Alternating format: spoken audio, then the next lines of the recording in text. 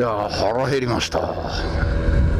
どこでもいいんだけどこの際もうドテプチいいじゃないですか。これドテプチドテプチにしちゃいます。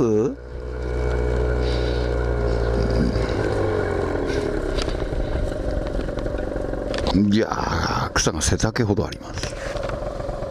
でもここ車通るのかなねえ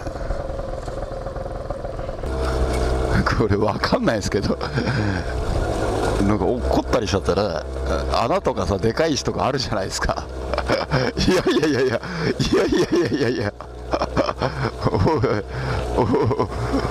や、すごいよ、ガシャガシャ言っとるやつい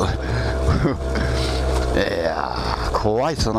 もう本当あれですよね、穴とか石が本当に怖いですよね、これね。勝手に取られちゃいますよね。釣りですか、これ。なんか手すごい道なんですけどね、釣りの人いるっぽいですね。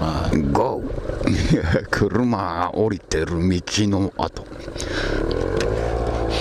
ゴーどっちの方がいいのかな、これは。こっちか。うわうわ、道の状況がわからない。うわ、揺れてる揺れてる。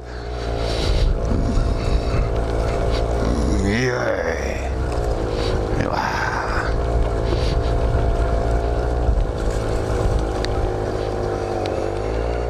なんかそこ段差ありますよね。カタンとか落ちるんじゃないですか。落ちないか。いやー、ガガガガガいや、ここにしましょうね。ここにしましょう。風吹いてるけど全然 OK。 あいた今後ろからこう足やろうとしたらね、カバン蹴りましたじゃあここで、ランチをしたいと思います。